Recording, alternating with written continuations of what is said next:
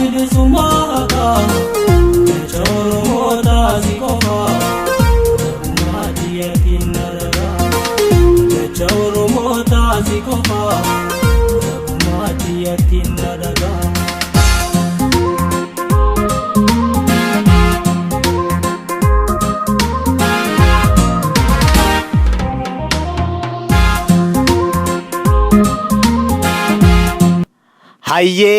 Hayyee baga gammaddan ONN qilleensa irratti deebi'ee jira. Yeroon gurra ol jala qabatan jecha koreen ONN magaalaa Torontoo hawaasa Oromoo magaalaa Torontoo fi naannoo ishitti argamtan maraaf kabajaaf ulfinaan waamicha walgahii isinii dhiyeessina. Guyyaa sanbataa hagayya yookaan Oogustii 25 bara 2018 waaree booda sa'a 5 irraa jalqaba. Teessoon 1677 Wilson Avenue Park Plaza Hotel. Guyyaa kana keessummaan kabajaa Daarektarri olaanaa ONN Dr. Ibsaa Qadiidaa ni argamu. Gadaan gadaa bilisummaa nuuf haa ta'u. Koottaa miidiyaa keessan gargaara. Koree ONN magaalaa Torontoo. Horaa bula.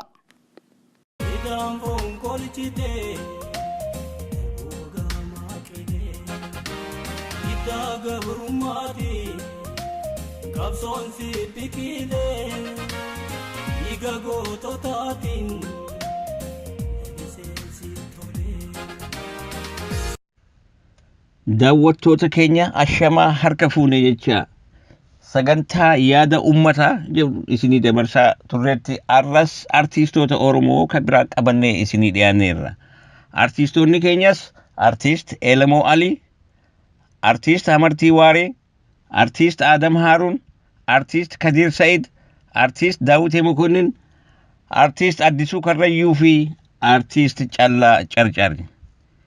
Egaa qophii kana keessatti isaanis araara ABO fi mootummaa Itoophiyaa jidduutti ta'e ilaalchisee yaada isaanii nuu kennu itti dhiyaadhaa. Ani Garbii Nuureeti.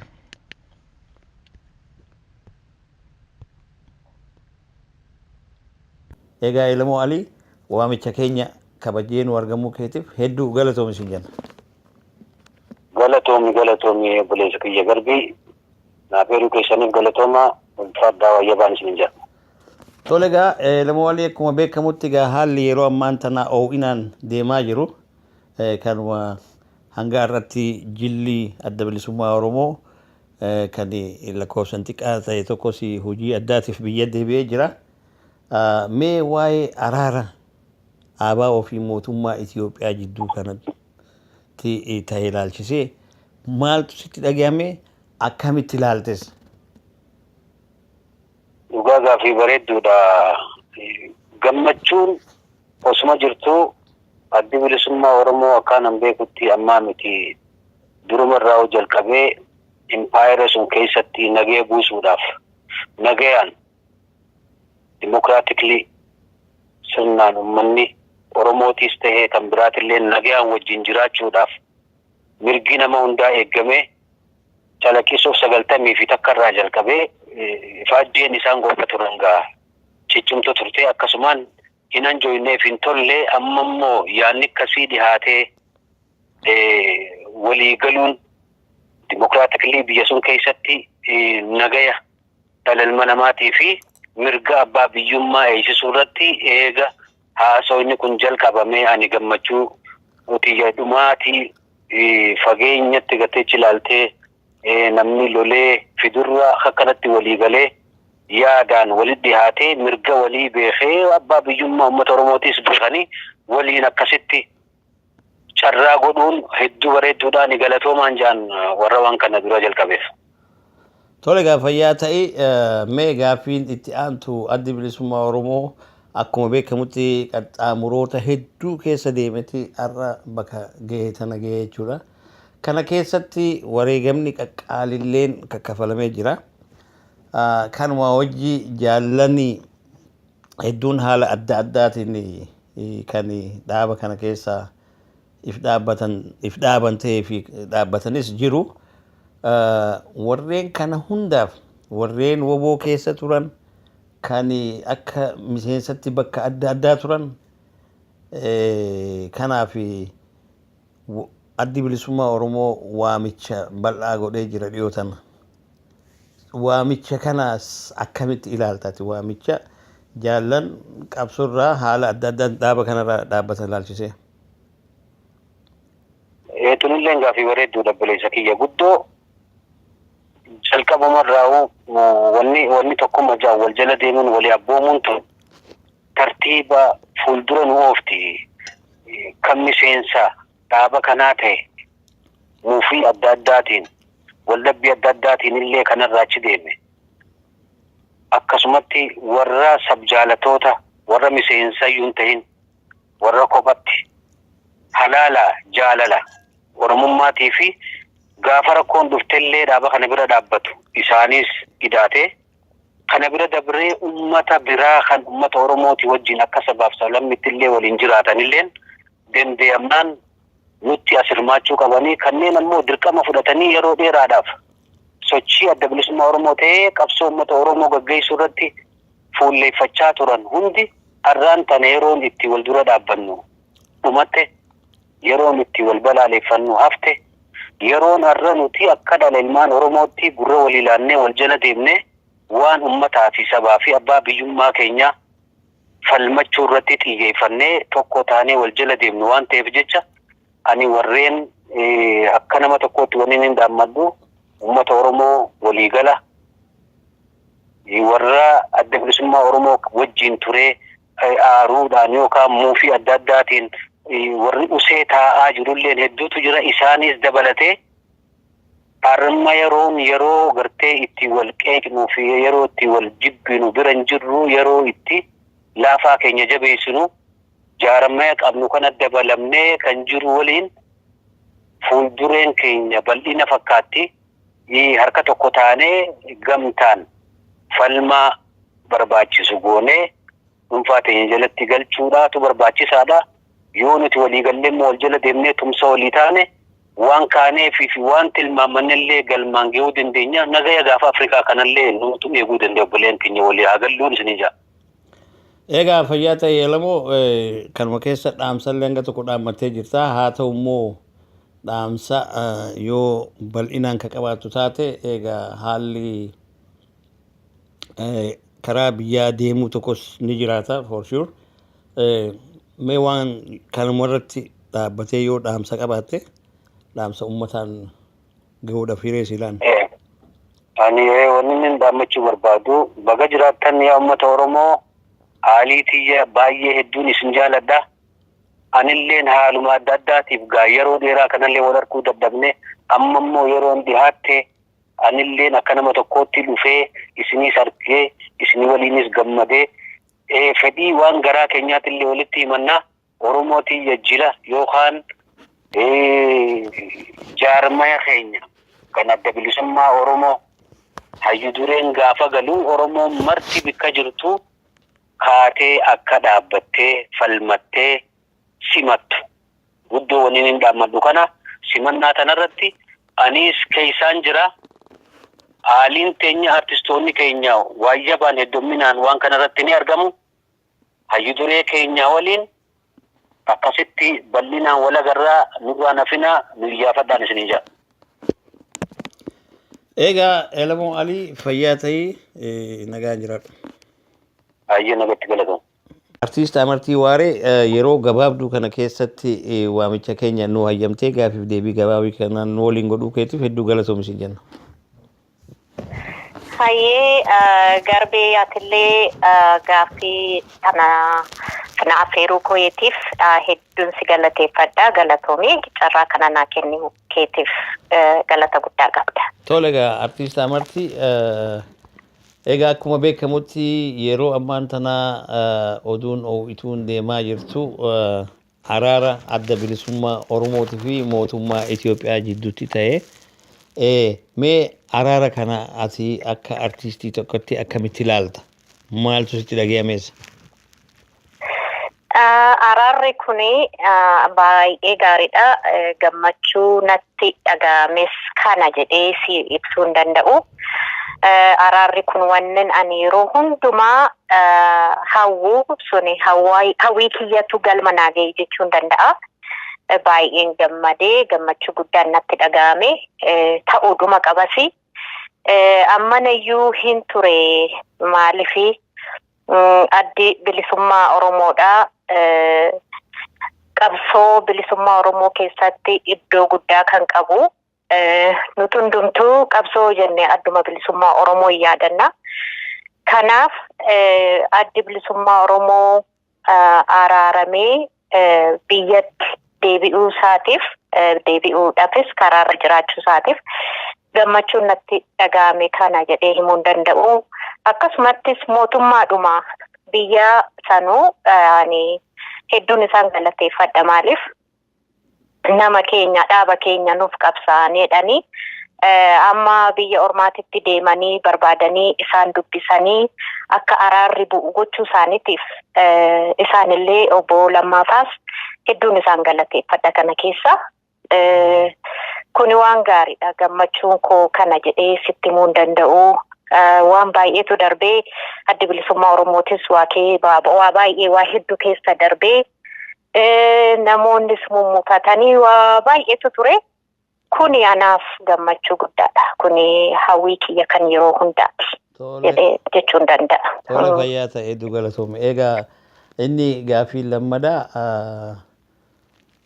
addi bilisummaa Oromoo akkuma ati jette waa baay'ee keessa darbee ba'aa bu'ii dheeraa keessa darbee jaallan baay'eetu maqaa dhaaba kanaatii fi dhaaba kana keessatti wareegamanii akkasuma jaallan yeroo adda addatti muufatanii dhaaba kana keessa if dhaaban ta'ee bifa addaatiin dhaabbatan isaan kanaafi addi bilisummaa Oromoo amma yeroo itti waliigallee waa hojjennu jechuudhani waamicha godheefiira. Mee isa kana akkamitti ilaaltate?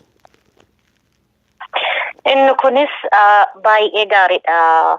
Warra kanaan dura addaa fufuttuqee keessaa beessa ofitti waamanii affeeranii koottaa walitti dhufnee waliin dhaabbannee waa hojjanna biyya keenyaaf qabsoofnaa jechuun waan guddaadha. Sunilleen yaada eebbifamaadha. Kanaan dura akkuma beeknu namoonni adda addaa dhaaba adda addaa qabatanii adda ba'anii turanii sun immoo yeroon bilisummaa waan dheeratteef walittis mufatanii ofittis mufatanii adda faffaca'aniiru suni durumaaniyyuu adda faffaca'uun sun miidhaa malee bu'aa tokkollee hin argisiisne.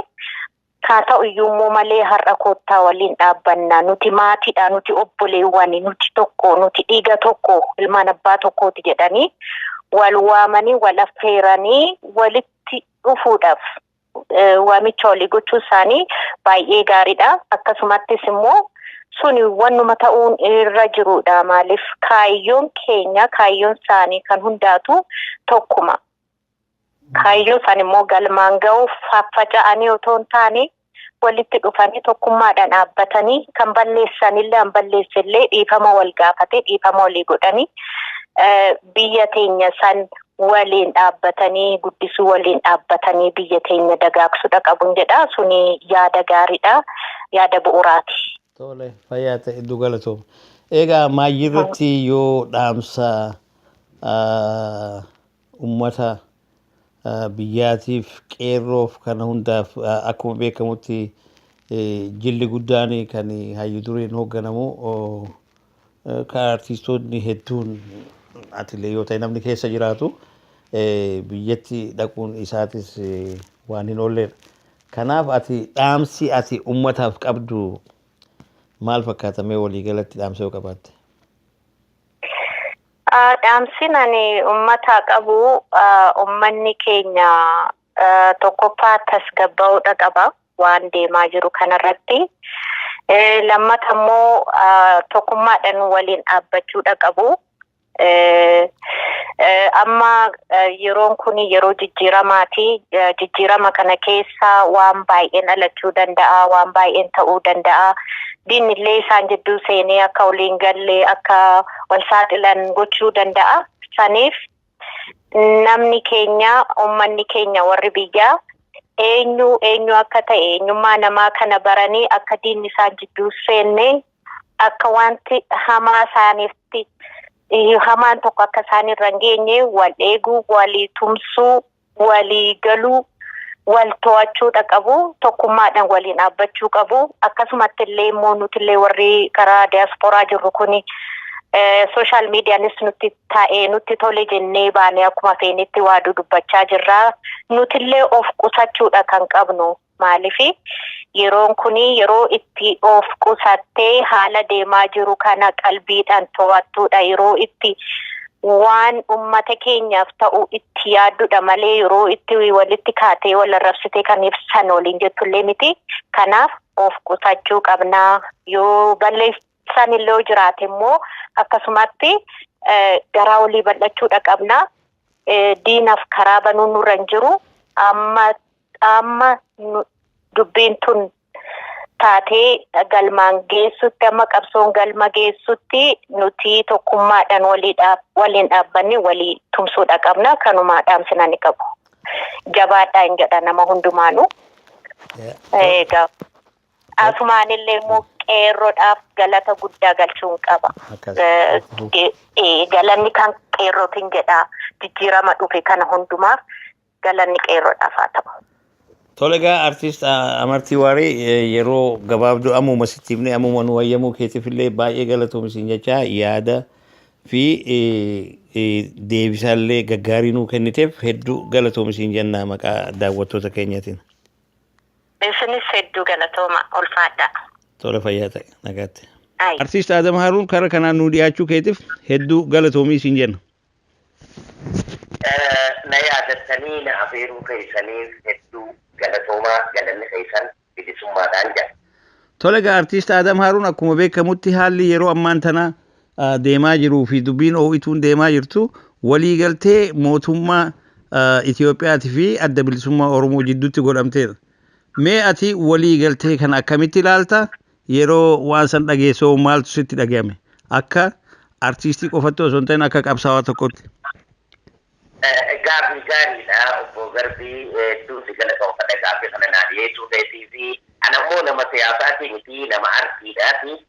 Akka nama artii ta'ee yoon dubbadde ilaalcha kiyya keessatti waan natti mul'atuutiif jira. Barri 1991 fagoodhaa miti uumadii hootana ta'e. Yeroo san keessatti yeroo taartarri uumamu keessatti biyya san dhuunfachuudhaaf warra biyya sanii fi sabaaf sablammoota biyya sanii falmatu hundaa'u dhuunfachuudhaaf taartarri uumamee jechuudha. Taartara san keessa adda bilisummaa Oromoodhaa gala. Nuti miseensa adda bilisummaa Oromoo waan taaneef taartara san jala galuun dirqama nurra ta'ee ture akkasii taartara san keessa seennee jechuudha. Garuu yeroo gabaabaa booda taartarri san akka barbaachifamutti adeemsifamuu dhabuudhaa fi gaafiin sabaa sirriitti deebi'uu dhabuu dhaafi akkasuma kaayoon jiwaa qabatee biyya san ittiin seenee biyya san ittiin dhuunfan kan addaa waan taateef addi bilisummaa Oromoodhaa taartara san keessaa dhiibamee akka bahamu godhamee miseensi adda bilisummaa Oromoodhaa humniti waraanaatii fi bifa waliigalaatitti hawwisoota deeggartoota hundinuu taartaraan ala akka tahamanii fi bakka jiran maraa walitti guuramanii kaambiilee adda addaatitti walitti guuramanii sammuu haara'eeffannaa hiwaatiin akka dhuunfataman irra deebi'eetii yaadataa jechuudha. Taar'aan karaa kana akkiniin itti ilaalu akka lama. Akki duraa yaa shuuroo si afuufuun si liqimsuu fi jetti Oromoon.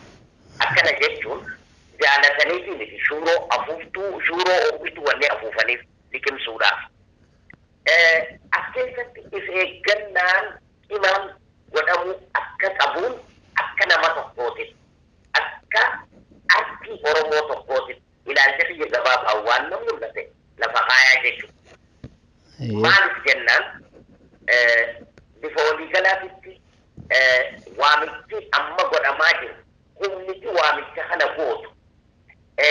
roga shanan dhuunfattoota biyyaa keessaa harki cimaan isiin qabdu hagam takka arraata bareedaadhaan haala siyaasaadhaatiin afeeranii mormottoota hundaa'uu alarraa gara keessaatti yaammachuun waan gaarii ta'ee osoo jiru ammoo biyya san keessatti haala fuuldura dhufuudhaa jiru adeemsa siyaasaadhaa keessatti biyya san dimokiraateessuu keessatti ol aantummaa fi dandeettiin isaan qaban hagam takka akka taate sammuu biyyaanii miti sammuu namoota siyaasaadhaatiin yoo madaalamte irra gaariidhaa jeetiin fudhadhaa jechuudha. Kanumaafuu araaramni gaarii biyya takka ijaaruudhaaf mormottoota ala jiran yookiinis falmattoota ala jiran biyya keessa deebisanii karaa nagayaatiin akka isaan qabsaa'anii fi bakka gaarii isaaniif qabaachuudhaan walitti qindaa'ee alaa keessaa yaamuun bareedaadha ture. Garuu eega biyyatti galchan booda haallitti mormottoota kana ammatan adeemsa fuuldura adeemsa siyaasaadhaa keessatti maal akka fakkaatu fuuldura waan waliin itti dhufuudhaa keenyuu na fakkaata akka ilaalcha kiyyaatitti. Maaliif jennaan har'aan kana oduun deemaadhaa jirtu biyya keessaa wayyaaneen kaleessa dhiwaas kaleessa halkan ABO ta'ee nama qaqqalaa bulee guyya guyyaa yaadee ta'ee dhiyaachaadhaa filmii san addunyaa irratti facaasee addi bilisummaa Oromoodhaa shororkeessaadha jedhee hawaasni addunyaadhaa akka fudhatu gochuudhaaf carraaqqiin inni godhe waan daangaan qabnee jechuudha kana mayyuu beeku. Jaalle garbee kiyya asirratti wanni hubachuu qabnu humni har'a biyya keessatti nama afeerte tun hagam takka warra alaa keessaa waamicha kanatti amanee seenuu hagam takka bakka akka qaban hagam takka isaan kana kabar godhuu akka danda'an hubachuun ija xiyyaanii miti ani artistiidhaa nama siyaasaatii miti ija warra siyaasaadhaati qaceellotti gadi faginaan xiinxalamee hubatamuudha qabaan jaa maaliif jennaan abiyyi miseensa dhiyaadee lammaan miseensa dhiyaadee kana hundinuu waliin hubannaa jechuudha. Haa ta'u immoo akkuma fayyaa keessaa du'aa baasa du'aa keessaa fayyaa baasa jedhanii warra kaleessa saba Oromoodhaa gaadiyee kaayoo TPLF jalatti bulchuudhaaf carraaqu keessaa humna warraaqsaa takka kan sabaaf sablammoota impaayira san keessa jiru dhimmitu as baasuun adeemsa qabsooti waan itti gammadu takka. Haa ta'uuf waan kana xumuraan gahuudhaaf humniti isaan qaban hangam takka dandeettii isaan qaban hangam takka jennee xiinxaluudhaaf ija warra siyaasaatii fi lakkisaa jechuudha gara hiyyaan wanni ni juutan. Fayyaa ta'e galatoom. Egaa gaaffiin itti aantu akkuma beekamutti addi bilisummaa Oromoo karaa dheeraa deemee as ga'e baaburii dheeraa keessa as ga'e. Egaa karaa dheeraa kana keessatti rakkooleen adda addaatis uumamtee jaallan baay'ee qaqqaaliinis wareegamanii akkasuma jaallan kunis haalli adda addaa isaan gammachiisuu dhabuudhaan yookaan waanuma itti dhaga'ame irraa kan ka'e yookaan haalli jireenyatis haaluma fedheenuu namoonni dhaaba keessaa karaa adda addaatiin namoonni hedduun moggeessanii jiran. Egaa amma addi bilisummaa Oromoo immoo haalli amma argame kun haala waliigala hundaa'u kan warra dhaaba keessaa haala adda addaatiin bahe haa ta'u ka keessa ture haa ta'u ka wareegame haa ta'u kana hunda walitti qabee haala amma jiru kana nuu fide kanaafuu nuti walitti deebinee walitti dhufnee waa tokko godhuun waan kana tiikfachuun barbaachisaa yaada jedhu irratti waamicha warreen akka reefu jennetti haala adda addaatiif dhaabaniif godhee jira. Waamicha kana akkamitti ilaalta? Deebisaan isaa maal ta'uu qaba? Iyyannaa kanaaf iyyannaa addi bilisummaa Oromoo miseensota isaatiif godhe kana deebisaan maal ta'uu qaba sitti fakkaata? Gaariidha gaafii bareedduudha. ulfaadhu siidaa gaaffii akkanaa kana na gaafachuu feetisi. Ammallee irra deebi'ee wanni nuti hubachiisu nama artiidhaati malee nama siyaasaadhaati miti. Akka nama artii tokkotti waan nama mul'atu sii deebisaa jechuu jaalatti jegarbii. Dhuga. Maali jennaan adda bilisummaa Oromoodhaa namni sossoobu tokko wayi balleessa namni sossoobu tokko wayi tolcha. Namni waan balleessine nama du'ee fi dhagaa bakka taa'u qofa. Kanaaf jecha dogoggorri maa uumamaa hindu dogoggorri ni uumama miseensa ifi garaagarummaatti ilaaluudhaa fi waa'ee roga amantiidhaatiin irratti hundaa'uudhaan haga tokko ol fuudhuudhaa fi haga tokko gatteessisuun bakkuma jirutti lafa nakkisuun waa'uma mul'atee jiru sanii fuuldurallee wanni akkasiisan ni uumamti jedheetii yaadaa jechuudha. Maaliif kana hundaa'u hadhaa kana hundaa'u liqimsinee irra kutuu kan dandeenyu akeekaa fi kaayoo keenya tafagotti tilmaammannee kaleessa itti manaa baane san galmaan gahuudhaatiitu rakkoo dhufte sanaa hundaa'uu ciniinfatanii liqimsuu nama barbaachisaa jechuudha. Kanaaf adda bilisummaa Oromoodhaa miseensoota isaa kan haala adda addaatiin harcaan ni baabura dhaabaatirraa bu'an kana baabura dhaabaatirratti deebisuudhaaf waamicha yeroodhaa godhuun haaluma yeroon fiddee fi waamichuma yeroodhaa fi deebii fudhadhaa jechuudha. Kanatti aansuudhaan wanni ni jechuu barbaadu yoo jiraatu ta'e miseensa harka'e beeffachuu qofaa miti. Miseensa haaree qorachuudhaaf miseensi shiranaan duraan jiru harka'e san baabura irratti yoo deebi'e miseensi haarayni ummata Oromoo keessaa dhalate dhaloonni haarayni qubee jenereeshinii adda bilisummaa Oromoo jalatti hirmaachuu dandeessii jechuudha. Akka ilaalcha kiyyaati kun. Kanumaafuu dogoggorri kaleessa dalagan lamada akkan deebine dhugumatti dhaabni adda bilisummaa Oromoodhaa keessatti koreen geggeessituu adda bilisummaa Oromoodhaa mata dureedhatti koreen geggeessituu adda bilisummaa Oromoodhaa tarkaanfii akkam fuula dura fudhachuudhaaf akka ta'an sirbi yoo hubbatame malee warri harca'e kun guututti ni deebi'a jedhee yaaduu jechuudhaan akka ilaalcha kiyyaatu. Maaliif jennaan dogoggorri kaleessa dhufe yoo adeemuu taate warra harca'e kana keessaa warra if wareeguma hin barbaachisne kafaluuti turra guddaadhaa jechuudha.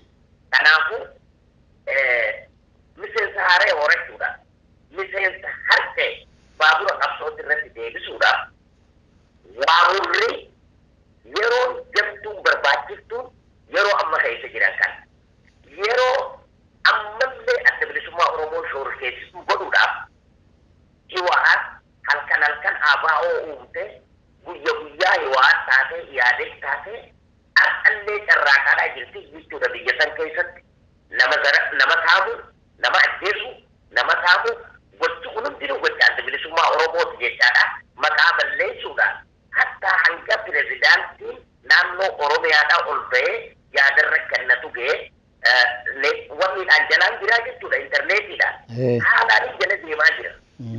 Wanni kuni maal barbaachisa? Bakka kaleessarraa shoorarkeessaadha ja'ame sanitti akka adda bilisummaa Oromoodhaa deebi'u carraaqqii godhamaa jirtu jechuudha sun. Kunigaa yoo nuti waan kana dura sirriitti dhaabbachuudhaan hawaasa addunyaadhaa guutuudhaan iyyatanii kaleessaaf shoorarkeessaa akkan ture. Gaafii mirga abbaa biyyummaa gaafachuun heera mootummoota addunyaadhaa keessatti namni ganna 30 qabsoo addaan hin citin godhe naannoo isaati irratti walaboobu qabaa yoo keewwata isaa tuquu dadhabellee waan kana mataa keessaa hin qabaa jechuudha hayyoota Oromootirraa hin dhagee. Kanaaf arra afgaanii hawaasa addunyaatti irratti illee mul'isanii miseensota isaanii kan harca'e baabura qabsootirraa kan harca'e san maal jibbanii akka harca'an maalitti akka mufatan onni isaanii hunda qoratanii baabura irra dachaasuudhaa fi biyya keessaa immoo humna oofituu amma lafaa haate ka biyya bulchuudhaaf dandeettii qabdu qeyroo keessaa gurmuu horachuudhaaf waan kanaaf yoo deebii kennan qofa yoo ofirraa faccisan qofa waan kana miseensa duraanitis bakka deebisuu fi miseensa haarayaaf horachuu danda'anii ilaalcha kiyya kun akka nama tokkootitti. Akkas. Sirri. Egaa inni maayyiidhaa ummata Oromoo guutuu jechuun qeerroos woboos hundaafuu dhaamsa kee akka artistii jaalatamaa fi qabsaa'aa tokkotti dhaamsi ati ummataaf qabdu waliigalatti maal fakkaata? Gaariidha gaafii gaariidha maayyii irratti gaafii gaariidha gaafattee galatoofi jaa'u garbii kiyya ummata Oromoodhaatii fi qeerroo Oromoodhaatiif dhaamsiniin an qabu bifa waliigalaatti Oromoon impaayira san keessatti impaayira Itoophiyaa jiru keessatti islaama taateefis kiristaana taateefis waaqeffataa taateefis abbaa qabeenya isiidhaa ta'uu hin dandeenyu.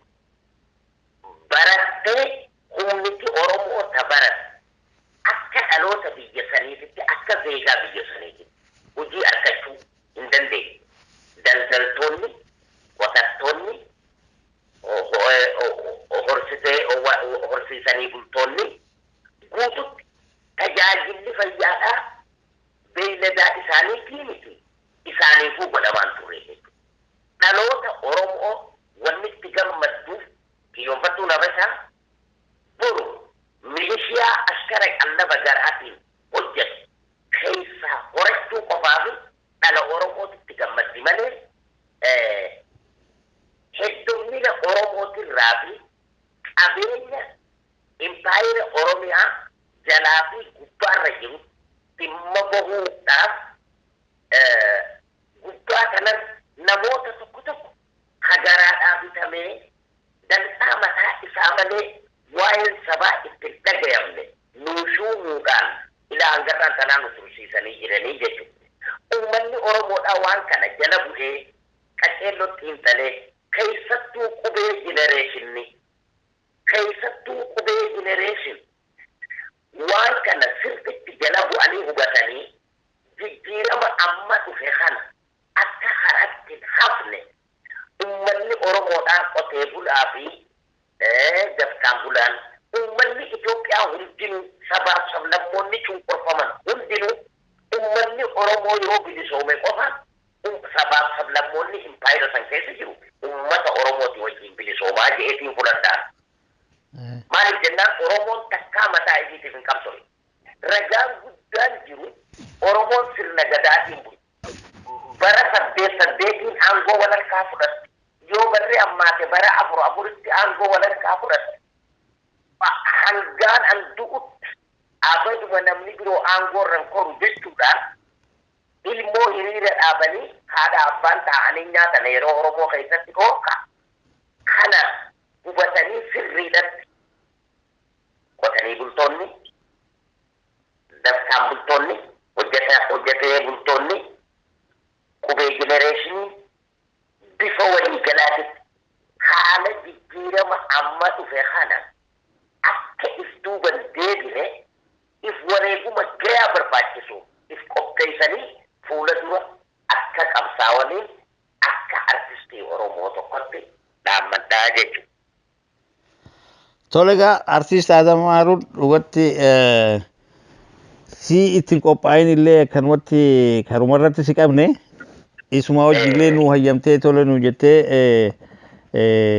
dhaamsa fi deebisaalee babbareedaa kana nu kennuu keetiif maqaa daawwattoota keenya hundaanuu hedduu galatoomi siin jenna.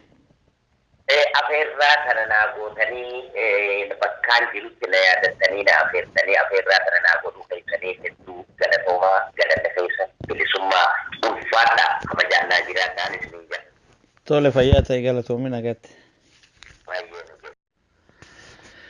Egaa ammas artiist Daawit Mokonin qabannee isinii dhiyaannee irra Daawitee waamicha keenya kabajee karaa sarara bilbilaatiin nu argamuu keetiif hedduu galatoomi jecha karaa gaaffiitti yeroo ceenu gaaffiin dura araara adda bilisummaa Oromootii fi mootummaa Itoophiyaa jidduutti godhame akkamitti ilaalta? Gaaffii inni lammadaa waamicha adda bilisummaa Oromoo miseensota isaa kan yeroo adda addaatti haala adda addaatiin dhaabarraa dhaabbatan ilaalchisee waamicha dhaabni godhe kana akkamitti ilaalta? Inni sadaffaa yoo dhaamsa qabaatte dhaamsa kee dabarfachuu dandeessa jechuudha. Araarri adda bilisummaa Oromoo fi mootummaa Itoophiyaa gidduutti ta'e dhugaa dubbachuudhaaf waan baay'ee nama gammachiisudha. Oromummaa jechuunis akkasiiti. Namni yookiin uummanni Oromoo dantaa Oromootiif hin qabsaa dhaabni jedhu hundi tokko ta'ee dantaa Oromoo irratti waliigalee walii wajjin deemuun kanaa ol wanti nama gammachiisu hin jiru. Ilaa har'aattuu wanti ilmaan Oromoo gidduu seenee wal nyaachisaa ture jedhee kan nuti hamachaa turre diinadha. Amma garuu diinni tokkollee nu gidduu hin jiru.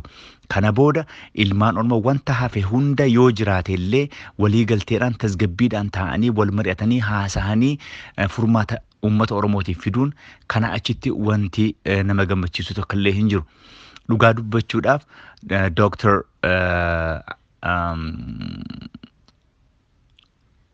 Lammaa Magarsaa fi Warqinaa Gabayyew asii ka'anii achi deemanii dhaaba kana bira dhaqanii haasofsiisuun isaanii dhugatti kabajaan dhaan isaanii qabu naa dabale.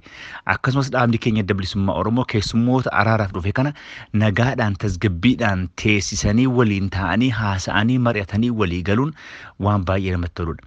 Kana qofa immoo miti kana booda waan baay'eetu hafa. Waan baay'eetu lafarratti hafes waan lafatti hafe sana immoo walii galteedhaan tokko ta'anii waan biyya sana keessatti barbaachisaa hunda walii wajjiniin wal ta'anii hanga dantaa ilmaan Oromootiif qabsaa'anitti tokko ta'anii hojjechuun waan baay'ee isaan irraa eegamudha. Kanaaf hangama kootiin dhugatti baay'ee natti toleera.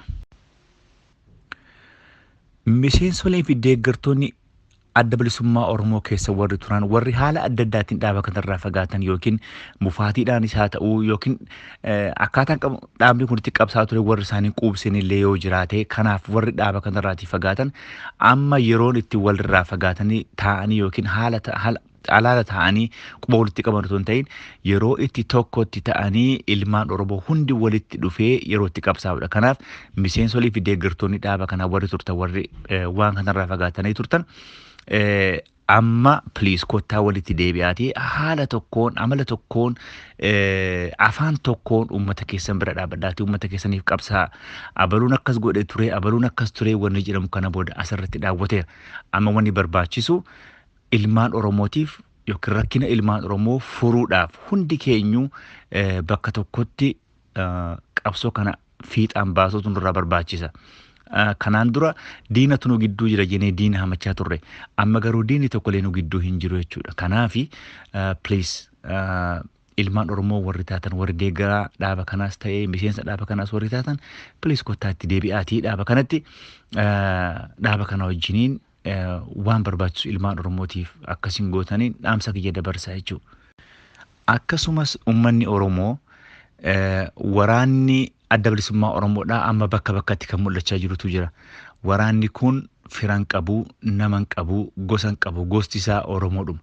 Bakka argitanitti waraana kana bira dhaabbachuu gargaarsa isaan isinirraa barbaadan gargaaruu kanatu isinirraa eegama uummata Oromoo irraa jechuudha. Kanaafi waraanni kun dur dhagaa keessa rafee akaayii nyaatee waan argate nyaatee haga dandahe calaqqee qabsoo ilmaan Oromoodhaa irratti cichee akka asiin gahe waraana kanadha. Waraanni kun nama bakka mul'atutti yeroo argitan bira dhaabbatanii gargaaruun waan tokko waan isaan barbaadanis wal gargaaranii walii wajjiniin deemuun waan barbaachisaadha. Kanaaf waraana keenya kana utubuun waraanni kun waraana uummata Oromooti. Egaa Dawitee gaafiif deebii gabaabduu nu waliin goote kanaaf hedduu galatoomi siin jenna nagaan jiraadhu. Hedduu galatoomi siin jenna. Anilleen jaalgarbi naafeduu keessaniif hedduun isin galatoomfadha galatooma. Tole gaa fayyaa ta'e Kadir. Akkuma beektutti haalli jilli adda bilisummaa Oromoo tokkos kan jaaltoleera adabaatiin hoogganamu har'a biyya gahuu isaa dhageesseerta. Walumaa galatti haala waliigaltee araaraa kan adda bilisummaa Oromootii fi mootummaa Itoophiyaa jidduutti godhame kana ilaalchisee maaltu sitti dhagahama? Yaada akkam qabdas? Egaa jalgarbi gaaffii bareedaa barri bara araaramaati jennee afuunaa lillahi jennee akka uummata Muhammaditti illee haalli jiru bareedaadha. Dhala Oromoo tahee har'a namni hin gammanne hin jiru. Rakkoo waggaa 40-50 har'a furmaata argate. Kanaafuu namni Oromoodhaa kana akkuma gaariitti ilaalaa anillee hedduun irraa gammada. Waan gaarii dhiyeetti ilaalaa jechuudha. Maaliif jennaan furmaata rakkoo bara dheeraatu har'aan tanaaf bahe uummata Oromootiin baga gammadanii ja'anii jechaadha. Egaa fayyaa ta'e. Egaa inni gaaffii lammadaa kan jiru akkuma beekamutti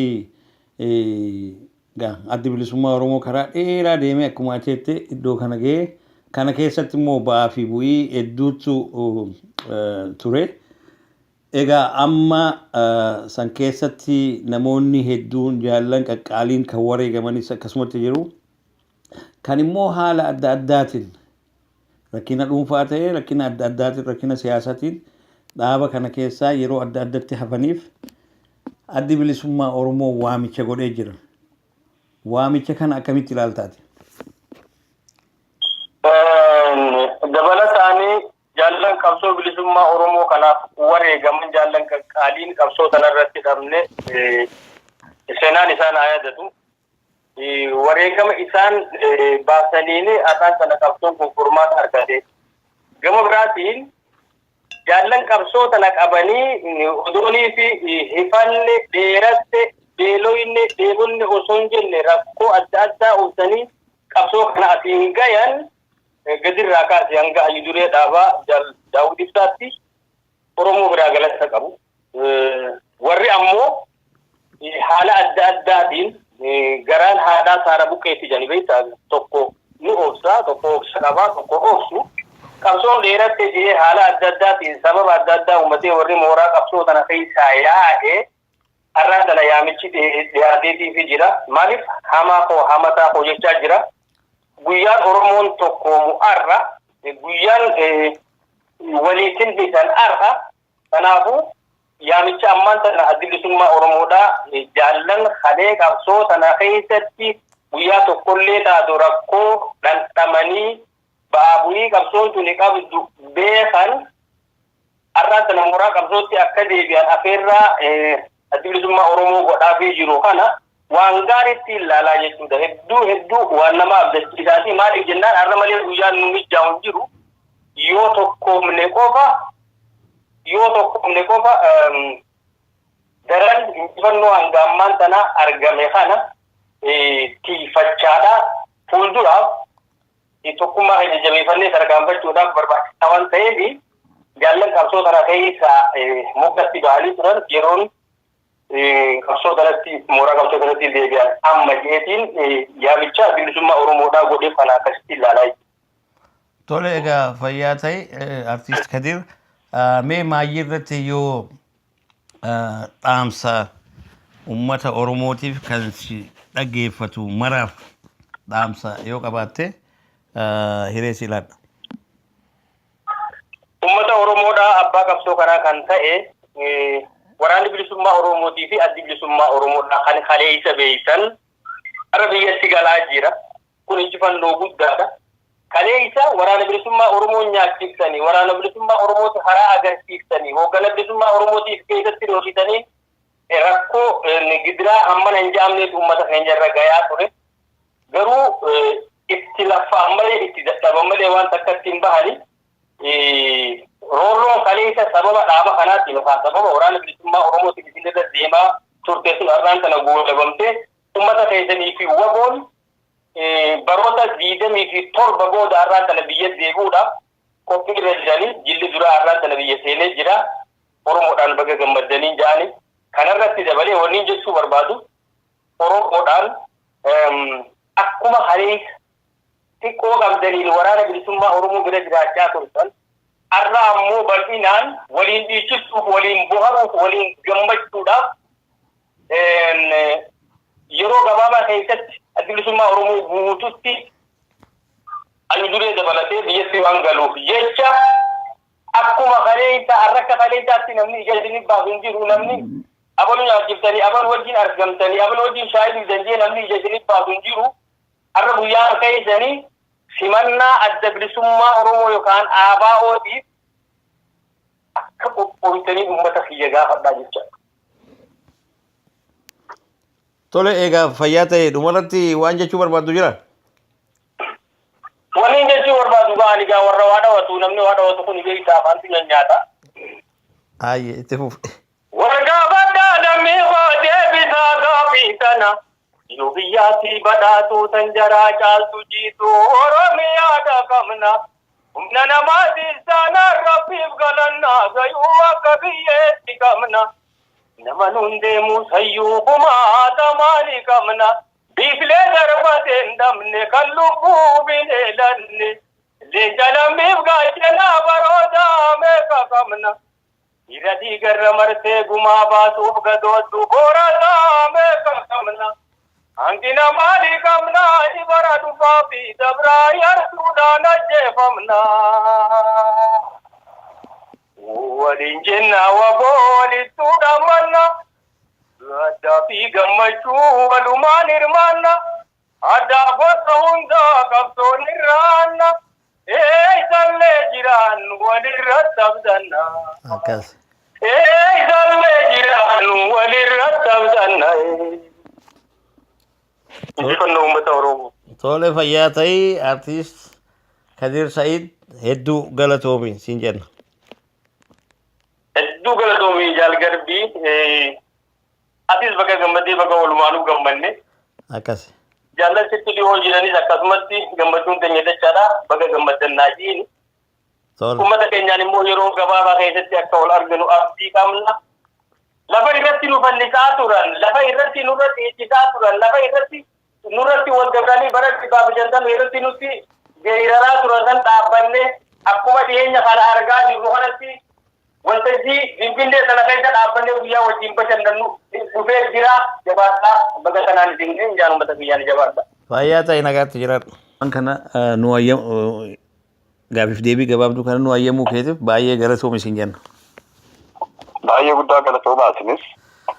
Tole egaa akkuma beekamutti wanni yeroo ammaa kana haaraa ta'ee deemaa jiru kan nama heddullee ajaa'iba godhee araara adda bilisummaa Oromootii fi mootummaa Itoophiyaa jidduutti ta'e kana. Mee ati araara kana akkamitti ilaalta bifuma waliigalatti? Dhugaadha galatoomi gaaffii kana gaafachuu keetii fi araara kana baay'ee araarri kun argitee nama boonsaa waan yeroo dheeraadhaaf dhaabni keenya adda bilisummaa Oromoos yeroo dheeraadhaaf miidiyaadhaan waan gargariitiin hordofaan ture gaafachaa turanidha. Ilmaan Oromoon akkuma waliigalaatti Oromoon nagaa jaallataa, araara jaallataa, bakka deemutti eebba jaallataa suni argitee uumamumaan waan Oromoo keessa jirudha. Nagaa hawwuu fi nagaa jaallachuun gara kanatti dhufuun isaanii baay'ee guddaa na gammachiiseera. Tole egaa fayyaa ta'e artiist Addisuu mee gaaffiin inni lammadaa waa'ee akkuma beektutti addi bilisummaa Oromoo ba'aa fi bu'ii dheeraa keessa dabre rakkoolee adda addaa keessa qaxxaamuree taasisee jaallan baay'ee wareegamaniiti qabsoo kana bakka kanaan gahan. Haa ta'u isuma kana keessatti ba'aa fi bu'ii ta'e kana keessatti miseensonni dhaabaa kan qaqqaalii ta'anii fi ciccimoo ta'an yeroo adda addaatti dhaaba kanarraa haala adda addaatiin harca'uun takka ni turte.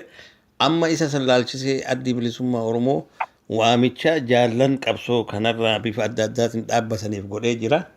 Mee waamicha kana akkamitti ilaalta? Jaallan saniif hoo maal dhaamta? Waamichi kun waamicha bareedaadha, waamicha gaariidha, waamicha ta'uu qabudha. Maaliif dhugaadhaan miseensa dhaaba kanaa warri turanis jaallan hedduun qabsoo kanaaf irratti wareegamaniiru. Hiriyoota baay'ee yeroo dheeraadhaaf wajjin turanitti dhabaniiru. Uummanni Oromoos immoo akka Oromootti maqaa adda bilisummaa Oromoo kanaatiin inni kaan miillatti dhabee argaa dhageettiitti dhabeera, inni kaan jaameera, inni kaan maraateera, inni kaan argitee duddaa garaatti baatee itti dhumee jira. Sanaaf argitee walumaa galaa waamichi kunillee waamicha gaariidha. Waamicha daranuu akka dhaabaatti akka hangafummaa dhaaba kanaattis ta'ee akka bu'uura handhuura qabsoo bilisummaa Oromootti wanni waamichi kunillee waamicha boonsaadha jedhee yaada. Dhugaadha namni dhugaa kaayyoo ganamaarra dhaabbatee jiru suni waamicha kana inuma simata jedheen amana. Sun gama sanaanis waan jiru na boonsaa. Inni guddaan amma jilli adda bilisummaa Oromoo keessattuu hooggansi Jaalala Daawit Ibsaatiin woboo dabalatee jiru kun humni adda bilisummaa Oromoodhaa gara biyyaatti yoo seenanii yeroo namoota an beeku iddoo sanatti argee jedhu yeroon iddoo sanatti argee jiru dhugaadha baay'een gammadee sabboontonni Oromoo kaayyoo dhugaa kaayyoo ganamaarra dhaabbatan namoota hedduun argee warran beekullee har'a dhugaadha gammachuu sanarraa akka malee gammadee jira. Argitee uummanni Oromoo kunis walumaa gala gadi ba'ee simannaa addaa godhee argitee waraana isaa cinaas dhaabbatee waraana isaas jabeessee mirga isaa hafe daranuu harka isaatti galfachuudhaaf tokkummaadhaan ka'ee kan dhaabbatu gamanumaan dhaamsas dabarsa. Kan biraan maalli kanin jechuu barbaadu dhugaadha. Mootummaan biyya sana geggeessaa jiru ilmaan Oromoo kun argitee nagaa fi jaalalli aadaadhuma keenya keessa jira siin jedheera. Akka kana yaadanii dhugaa ilmaan Oromootiif dhaabbate kana barbaacha haga dirree sana deemanii gara nagaatti uummata keenya caayaa tokko jalatti gaaddisa tokko jalatti sassaabuudhaaf tattaaffii isaan godhan kanas gamanumaan dinqisiifachaa walumaa galatti qabsoo bilisummaa Oromoo karaa eegalte kun walabatti gochuudhaaf uummanni Oromoo waraana bilisummaa Oromoo fi adda bilisummaa Oromoo cinaa dhaabbachuu qaba jechaa galanni guddaan qeerroo bilisummaa Oromootiif waraana bilisummaa Oromoo qabsoo bilisummaa Oromoo irratti miidhaman hundumaaf galanni isaanii siidaa gootawwanii haa ta'u jechaa dhaamsa goolabaa gaaffii gara kaayyoo jiraate. Tole egaa fayyaa ta'e dhaamsallee asuma keessatti goolabdee jirta. Yeroo biraa gaaffii fi deebii addaatiin walitti deebina. Ammaaf garuu yeroo kee fudhattee hangana nu waliin turtii godhuu keetiif hedduu galatoomi siin jenna. Ayyee baay'ee guddaa galatoomaa isinis galanni keessan bilisummaa haa ta'u injifannoon kan uummata Oromooti.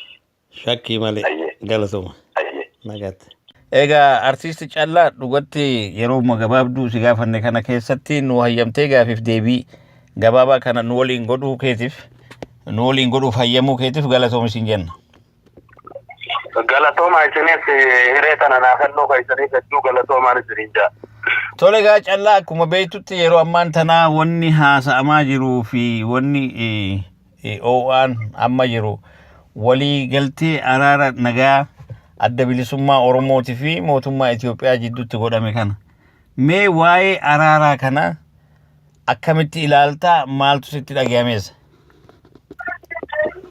Ani hedduu gammachuu guddaadhaan natti dhagahama. Maali jennaan gammachuun tiyyaa warri kaleessa gartee mootummaan biyya bulchaa turan hedduun ummata waan akkanaa hiree gadaa isaanii keessatti hin argamne warra mootummaan Itoophiyaadhaa kanarraa harkaa qabu ka Oromiyaatis ka harkaa qabu hedduu isaanirraa garaagarummaa addaa waan qabuuf jecha kanaaf gammachuu gurguddaan natti dhagahama. Hedduu jechaatu narraa gabaabbata maal jeetiin dubbata fajuu. Tole egaa fayyaa ta'e Egaa inni kan biraa kan jiru akkuma beekamutti addi bilisummaa Oromoo baaf bu'ii dheeraa karaa dheeraa qaxxaamuree rakkoo dheeraa booda bakka tana ga'e jechuu jaallan baay'eenis wareegamanii akkasuma jaallan baay'eenis dhaaba kana keessaa bifa adda addaatiin gartee haala qabsoon itti deemu isaanii ta'uu dhabuudhaan yookaan waan adda addaatiin muufatuudhaan yookaan waan dhuunfaatiin warreen haala adda addaa jireenyis isaan dirqee dhaaba kanarraa ala if godhaniitu baay'een jira. Isa kanaaf waamichi bal'aan karaa dhaabatiin dheengadda taasifamee jira. Waamicha kana mee ati akkamitti ilaalta warra sila bifa adda addaatiin dhaabarraa bahe kan akka deebi'an waamicha godhameef kana isaanoo maal akka jedhan irraa eeda? Oromoon ogguma kamaaftu saalba abbaa gara eegee qabaa jetti. Kanaafuu arraan tana araarri barbaaduudhaaf fakkii kanuu ta'an Dr. Abiy Ahmed muummichi ministeera Itoophiyaatii fi Doktorri kabajaadhaa Lammaa Magarsaadhaa adda bilisummaa Oromoo bakka isaan jiranitti barbaadanii itti dhaqanii waliin haasawanii arra biyyattii san keessatti araara buusanii warri kalee waldawaadhaa ture. Arra araarri jiddu bu'ee jilli tokkolleen gartee biyya seenee isaanii wajjin argama yeroo ammaa. Garuu kan haala garagaraatiin dallanee waan garagaraatiin qabsoo tanarraa adda bahan manni mana isaaniiti. Ulfii harkaa qaban. Kanaaf mana isaanii seenuu wanni isaan waan hin jirreef jecha waamichi addi bilisummaa Oromoo yeroo ammaan tanaa godhe kun barbaachisaa yeroo isaa godhe arraan tana mooraa sanitti deebi'anii humna takka ta'anii ilkeen bakka takka jirtu waaciniina haalaa fi kabiraallee Oromoo bira kunnee alagaa biraatu firoonfannee wajjin jiraachuudhaaf seera gadaa Oromootiitu nu ajaja. Kanaaf hedduu gammachuu daangaan qabne natti dhaga'ama karaa kanaan illee yaamichi kun hatattamaan godhamuu isaatiin karaa adda bilisummaa Oromootiin. Kanaafuu akka gadaatti illee akkana jaaheerri jaarsi waan dabre alanfataa oolu fayyaan fedhuu jetti Oromoon. Herri gadaatis akkana jaaka herri fannoo sagalii kafannisaan isaa 99. Kanaafuu yeroon gadaan gadaa araaraati. Gadaa namni waliif fayyee walii waan dhabe barbaaddatu.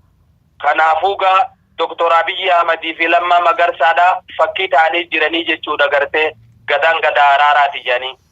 Tole fayyaa ta'e. Egaa mee kan maayyii irratti dhaamsa gartee uummataa fi qeerroo fi walumaa galatti uummata Oromootiif dhaamsa qabdoo jiraattee hiree siilaan. Horii buli. Uummatni Oromoo bahaadhiyaa kaabaa kibbatti hafuura urgaawaa qunnamtii hiriyaan qabne tatakkaadhaa gartee eega gadaan cabee fi as jidduu hin argatin qunnamtiin san diriirtee waan jirtuuf jecha arraan tana dursee baga gammaddaniin jaan Oromoon bahaadhiyaatti arra waan ta'e hunda wal quba qabdi. Tan biraammoo dhaamsi kiyya waraanni bilisummaa Oromoodhaa yeroo gabaabatti kan kaleessa gartee mindaa tokkoon malee lubbuu jijjiirraan qabne ilmaan Oromootii fi uumaa waaqaa hunda sabaaf sablammoota Oromiyaa keessa jiruu fi biyyattii keessa jiru hundaaf wareega qaalii oowwa qabbana gadadoo jireenya hamaadhaa bara dheeraadhaaf Oromoof jecha bahee ture arra kallattii hundaan isin bira gahuuf deema. Uummanni Oromoo yeroo waraanni bilisummaa Oromoodhaa naannoo teessaniin isin qunname isin bira gahee bahaa simadhaa uffataa fi firaan wal xiqqeessa jedhanii simannaa oowwaa akka godhaniitiin dhaamaa ammaas firaa fi firaatu haraamaa waliif godhaa jaan. Kanaaf lubbuu jijjiirraan qabne Oromoof jecha mindaa tokkoon maletti haala har'aan tana mul'ate kana warreen isaan biraa wareegaman seenaan haa yaadattu waraana bilisummaa Oromoo kallattii hundaan simadhaan ja'an uummata Oromootii fi qeeroon silaa waan gootu ni beeyti. Qeeroodhaaf wannin dhaamu dhalutti wal agarraa waan hafe gartee waliin haasoyinaa jabaadhaa kallattii hundaan waraana bilisummaa Oromoo simadhaadhaan ja'anii mootummaa federaalaatii fi mootummaa Oromiyaatiin illee horaa bulaa galatoomaa ilkeenta bakka takka jirtu waajiniinaa sadarkaadhaan walitti dhufnee yeroo gabaabatti gartee misooma kaleetii miti kan haaraya misooma haaraya kan hin masheenne waliin misoomsina baga jiraattanii adda bilisummaa Oromoo hoogganataa bakka inni jirutti itti dheeytanii barbaaddanii dubbisuu keessaniif kabajaa hiriyaan qabne gurguddoo sadarkaa olaantu qabdanii horaa bulaan jaana isaanitti sasumaaneen dhaammata. Tole egaa artiist Callaa gaafiif deebii gabaabduu nu waliin goote kanaaf hedduu galatoomii nagaan jiraadhu sin jenna. Horii bulaa isinis galatoomaa. Soora nagaatti. Oromoof Oromiyaa Oromoon jaaramtee laalaa Oromoota abuukachaa turtee qabsoon maalagamtee maalagaan dardartee gochaan maalummaa kee ifa mirkanfattee Dameessa qabsoo ilmaan Oromoota karaa kee qofaatu naannoo deemaa karaa kee qofaatu naannoo deemaa isaa karaa olabumaa dhugaa mul'isa bilisummaa haqaa jecha Oromoota si qofaa. Jecha Oromoota si qofaa Oromooti yatiin madagaa jecha Oromoota si qofaa Oromooti yatiin si qofaa Oromooti yatiin madagaa jecha Oromoota si qofaa